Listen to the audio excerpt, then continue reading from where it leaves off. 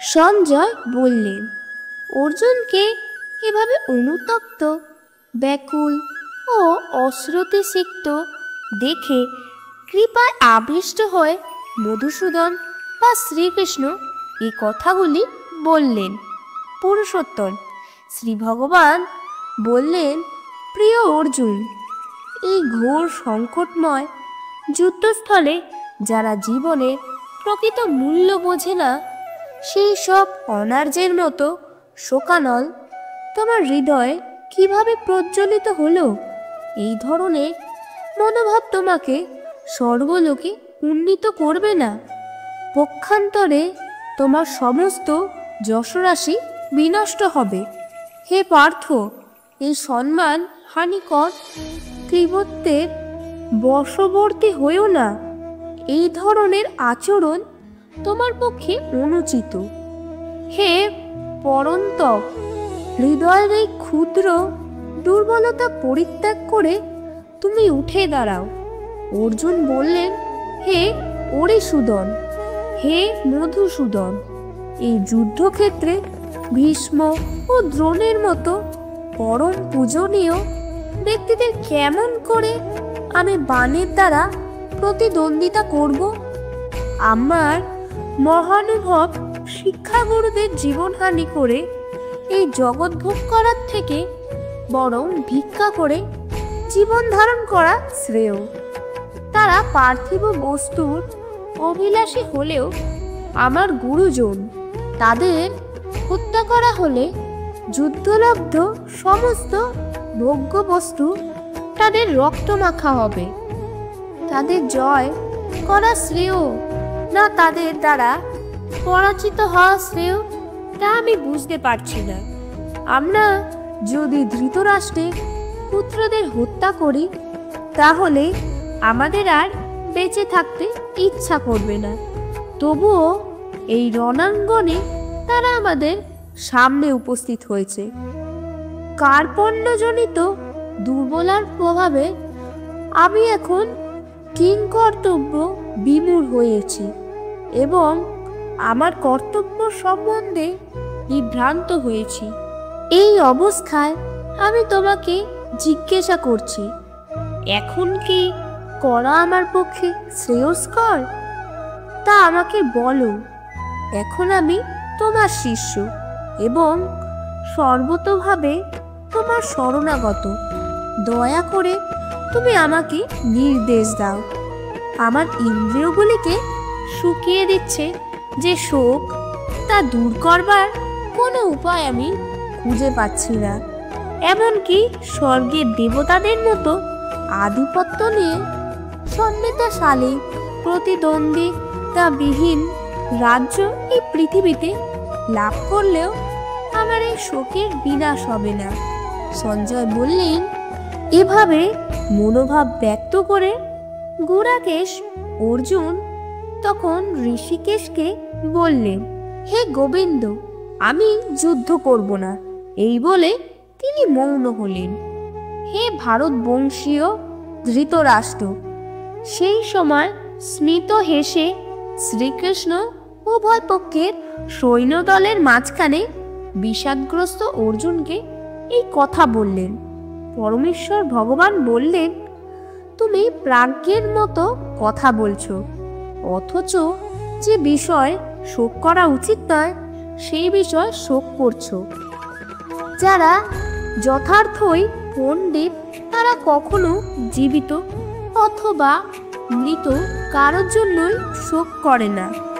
এমন কোনো সময় ছিল না যখন আমি, তুমি ও এই সমস্ত রাজারা ছিলেন না, এবং ভবিষ্যতেও কখনো আমাদের অস্তিত্ব বিনষ্ট হবে না। দেহের দেহ যেভাবে কৌমার, যৌবন ও জরার মাধ্যমে তার রূপ পরিবর্তন করে চলে, মৃত্যুকালে তেমনি ওই দেহী আত্মা এক দেহ থেকে অন্য দেহে দেহান্তরিত হয়। স্থিতপ্রজ্ঞ পণ্ডিতেরা কখনো এই পরিবর্তনে মুহ্যমান হন না। হে কৌন্তেয়, ইন্দ্রিয়ের সঙ্গে বিষয়ের সংযোগের ফলে অনিত্য সুখ ও দুঃখের অনুভব হয়, সেগুলি ঠিক যেন শীত ও গ্রীষ্ম ঋতুর গমনাগমনের মতো। হে ভারতকুল প্রদীপ, সেই ইন্দ্রিয়জাত অনুভূতির দ্বারা প্রভাবিত না হয়ে সেগুলি সহ্য করার চেষ্টা করো। হে পুরুষ শ্রেষ্ঠ অর্জুন, যে জ্ঞানী ব্যক্তি সুখ ও দুঃখকে সমান জ্ঞান করেন এবং শীত উষ্ণ আদি দ্বন্দ্বে বিচলিত হন না, তিনি মুক্তি লাভের প্রকৃত অধিকারী। যারা তত্ত্বদ্রষ্টা তারা সিদ্ধান্ত করেছেন যে অনিত্য জড় বস্তুর স্থায়িত্ব নেই এবং নিত্য বস্তু আত্মার কখনো বিনাশ হয় না। তারা উভয় প্রকৃতির যথার্থ স্বরূপ উপলব্ধি করে এই সিদ্ধান্তে উপনীত হয়েছে, যা সমগ্র শরীরে পরিব্যাপ্ত হয়ে রয়েছে। তাকে তুমি অবিনাশী বলে জানবে। সেই অব্যয় আত্মাকে কেউ বিনাশ করতে সক্ষম নয়। অবিনাশী, অপরিমেয় ও শাশ্বত আত্মার জড় দেহ নিঃসন্দেহে বিনাশশীল। অতএব হে ভারত, তুমি শাস্ত্রবিহিত স্বধর্ম পরিত্যাগ না করে যুদ্ধ করো। যিনি জীবাত্মাকে হন্তা বলে মনে করেন কিংবা যিনি একে নিহত বলে ভাবেন, তারা উভয়ে আত্মার প্রকৃত স্বরূপ জানেন না।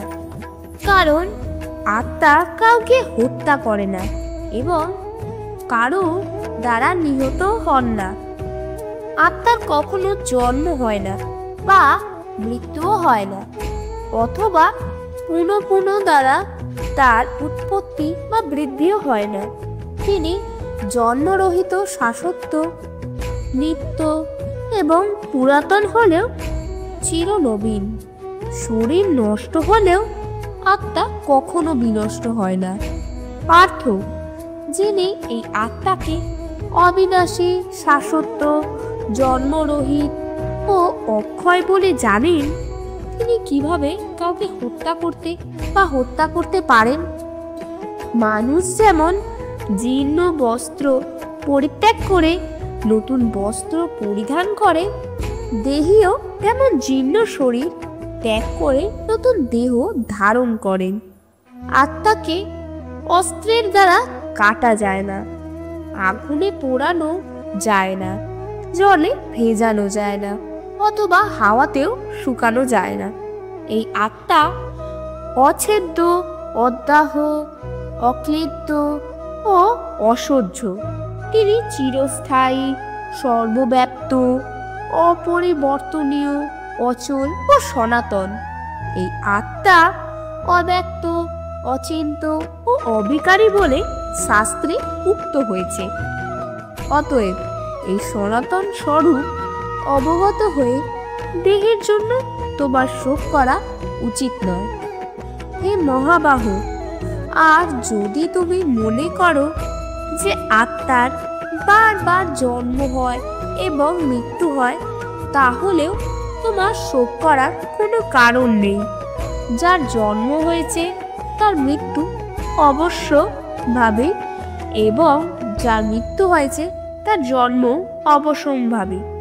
অতএব অপরিহার্য কর্তব্য সম্পাদন করার সময় তোমার শোক করা উচিত নয়। হে ভারত, সমস্ত সৃষ্ট জীব উৎপন্ন হওয়ার আগে অপ্রকাশিত ছিল। তাদের স্থিতিকালে প্রকাশিত থেকে এবং বিনাশের পর আবার অপ্রকাশিত হয়ে যায়। সুতরাং সেই জন্য শোক করার কি কারণ? কেউ এই আত্মাকে আশ্চর্যবৎ দর্শন করেন, কেউ আশ্চর্যভাবে বর্ণনা করেন এবং কেউ আশ্চর্য জ্ঞানে শ্রবণ করেন, আর কেউ শুনেও তাকে বুঝতে পারেন না। হে ভারত, প্রাণীদের দেহে অবস্থিত আত্মা সর্বদাই অবদ্ধ অতএব কোনো জীবের জন্য তোমার শোক করা উচিত নয়। ক্ষত্রিয় রূপে তোমার স্বধর্ম বিবেচনা করে তোমার জানা উচিত যে ধর্ম রক্ষার্থে যুদ্ধ করার থেকে ক্ষত্রিয়ের পক্ষে মঙ্গলকর আর কিছুই নেই। তাই তোমার দ্বিধাগ্রস্ত হওয়া উচিত নয়। হে পার্থ, সর্বদার উন্মেচনকারী এই প্রকার ধর্মযুদ্ধে অংশগ্রহণ করার সুযোগ না চাইতেই যেসব ক্ষত্রিয়ের কাছে আসে তারা সুখী হন। কিন্তু তুমি যদি এই ধর্মযুদ্ধ না করো তাহলে তোমার স্বীয় ধর্ম এবং কীর্তি ভ্রষ্ট হয়ে পাপ ভোগ করবে। সমস্ত লোক তোমার কীর্তিহীনতার কথা বলবে এবং যে কোনো মর্যাদাবান লোকের পক্ষে এই অসম্মান মৃত্যু অপেক্ষাও অধিকতর মন্দ। সমস্ত মহারথীরা মনে করবে যে তুমি ভয় পেয়ে যুদ্ধক্ষেত্র পরিত্যাগ করেছ এবং তুমি যাদের কাছে সম্মানিত ছিলে তারাই তোমাকে তুচ্ছ তাচ্ছিল্য জ্ঞান করবে। তোমার শত্রুরা তোমার সামর্থ্যে নিন্দা করে বহু অকথ্য কথা বলবে। তার চেয়ে অধিকতর দুঃখদায়ক তোমার পক্ষে আর কি হতে পারে? হে কুন্তী পুত্র, এই যুদ্ধে নিহত হলে তুমি স্বর্গ লাভ করবে আর জয়ী হলে পৃথিবী ভোগ করবে। অতএব যুদ্ধের জন্য দৃঢ় সংকল্প হয়ে উত্থিত হও। সুখ দুঃখ, লাভ ক্ষতি ও জয় পরাজয়কে সমান জ্ঞান করে তুমি যুদ্ধের নিমিত্ত যুদ্ধ করো, তাহলে তোমাকে পাপ ভাগী হতে হবে না। হে পার্থ, আমি তোমাকে সাংখ্যযোগের কথা বললাম, এখন ভক্তিযোগ সমন্বিধি বুদ্ধির কথা শ্রবণ করো, যার দ্বারা তুমি কর্মবন্ধন থেকে মুক্ত হতে পারবে।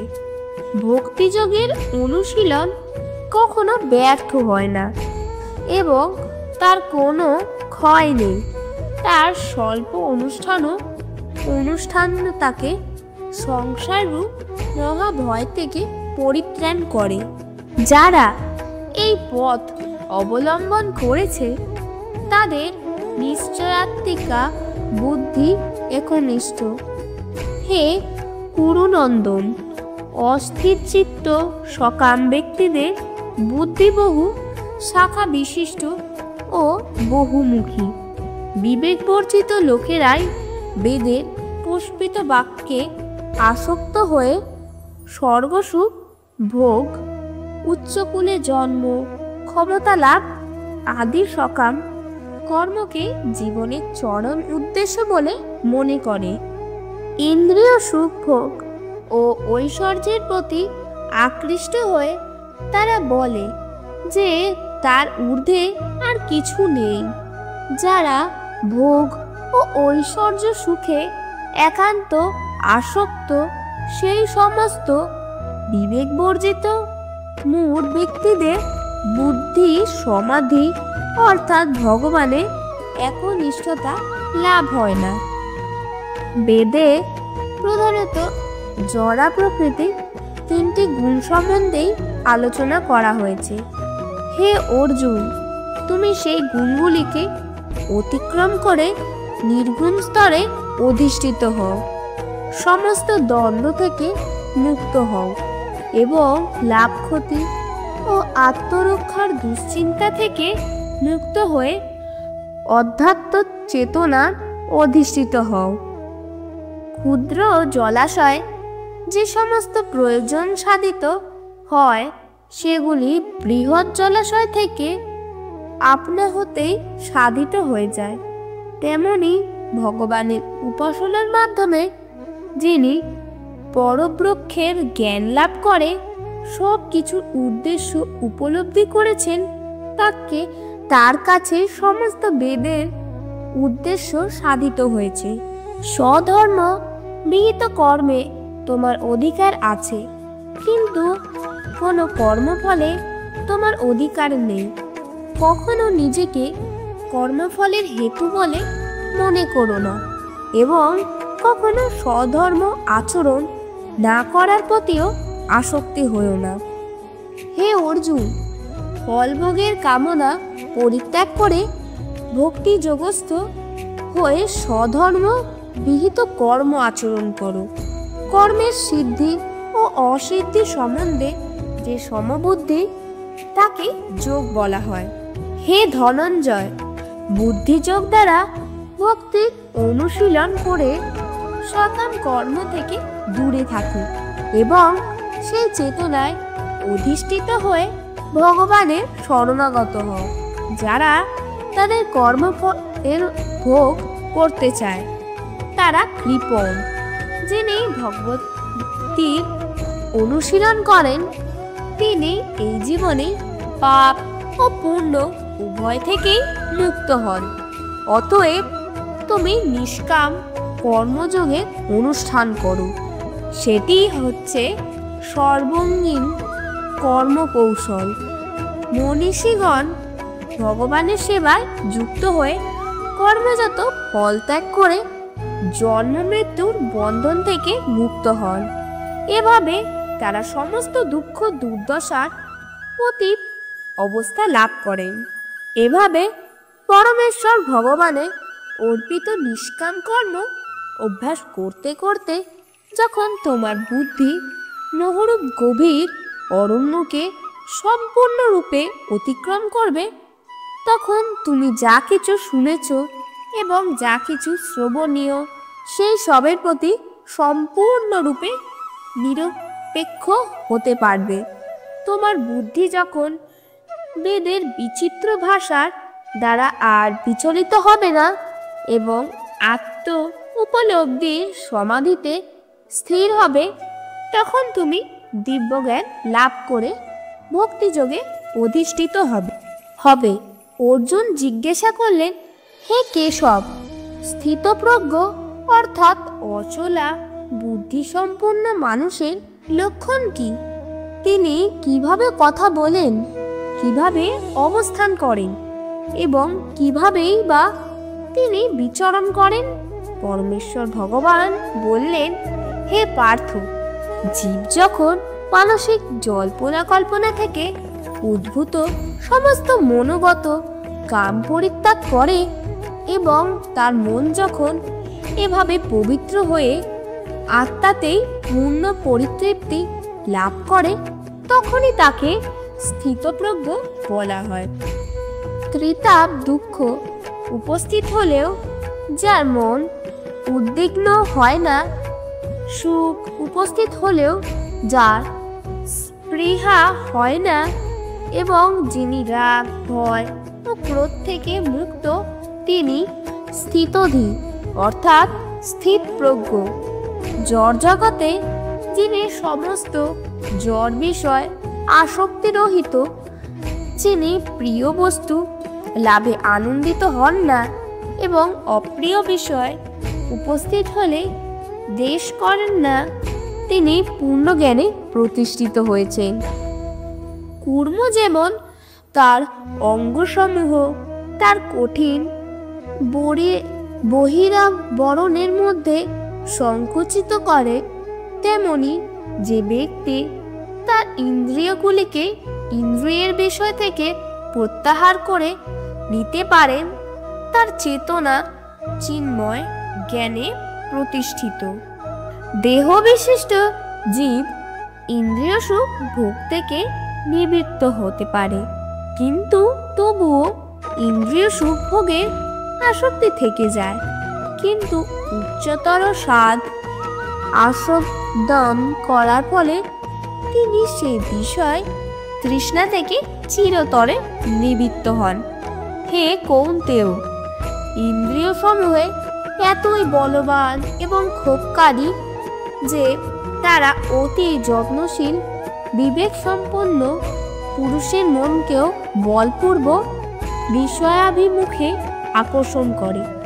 যিনি তার ইন্দ্রিয়গুলিকে সম্পূর্ণরূপে সংযত করে আমার প্রতি উত্তমা ভক্তি পরায়ণ হয়ে তার ইন্দ্রিয়গুলিকে সম্পূর্ণরূপে বশীভূত করেছেন, তিনি স্থিতপ্রজ্ঞ। ইন্দ্রিয়ের বিষয়সমূহ সম্বন্ধে চিন্তা করতে করতে মানুষের তাতে আসক্তি জন্মায়। আসক্তি থেকে কাম উৎপন্ন হয় এবং কামনা থেকে ক্রোধ উৎপন্ন হয়। ক্রোধ থেকে সম্মোহ, সম্মোহ থেকে স্মৃতি বিভ্রম থেকে বুদ্ধিনাশ এবং বুদ্ধিনাশ হওয়ার ফলে সর্বনাশ হয়। অর্থাৎ মানুষ পুনরায় জড় জগতের অন্ধকূপে অধঃপতিত হয়। সংযত চিত্ত মানুষ প্রিয় বস্তুতে স্বাভাবিক আসক্তি এবং অপ্রিয় বস্তুতে স্বাভাবিক বিদেশ থেকে মুক্ত হয়। তার বশীভূত ইন্দ্রিয়ের দ্বারা ভগবত উক্তির অনুশীলন করে ভগবানের কৃপা লাভ করেন। চিন্ময় চেতনার অধিষ্ঠিত হওয়ার ফলে তখন আর জড় জগতে ত্রিতাপ দুঃখ থাকে না। এভাবে প্রসন্নতা লাভ করার ফলে বুদ্ধি শীঘ্রই স্থির হয়।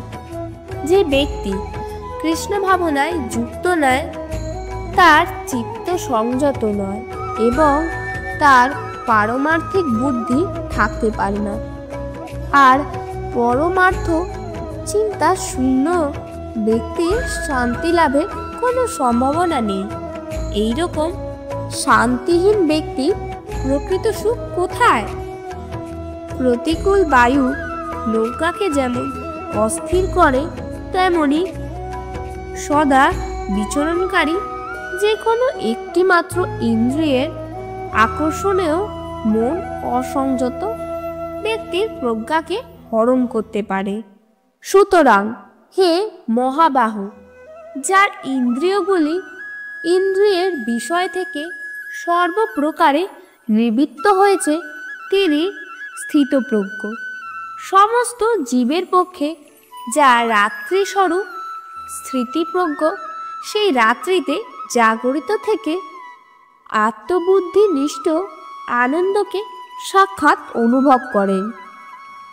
আর যখন সমস্ত জীবেরা জেগে থাকে, তখন তত্ত্বদর্শী মুনির নিকট তা রাত্রিস্বরূপ। বিষয়কামী ব্যক্তি কখনো শান্তি লাভ করে না। জলরাশি যেমন সদা পরিপূর্ণ এবং স্থির সমুদ্রে প্রবেশ করেও তাকে ক্ষোভিত করতে পারে না, কামসমূহ তেমন স্থিতপ্রজ্ঞ ব্যক্তিকে প্রবিষ্ট হয়েও তাকে বিক্ষুব্ধ করতে পারে না। অতএব তিনি শান্তি লাভ করেন। যে ব্যক্তি সমস্ত কামনা বাসনা পরিত্যাগ করে জড় বিষয় প্রতি নিস্পৃহ, নিহংকার ও মমত্ববোধ রহিত হয়ে বিচরণ করেন, তিনি প্রকৃত শান্তি লাভ করেছেন। এই প্রকার স্থিতিকেই ব্রাহ্মী স্থিতি বলে। হে পার্থ, যিনি এই স্থিতি লাভ করেন, তিনি মোহ প্রাপ্ত হন না। জীবনের অন্তিম সময় এই স্থিতি লাভ করে তিনি এই জড় জগতে বন্ধন থেকে মুক্ত হয়ে ভগবত ধামে প্রবেশ করেন।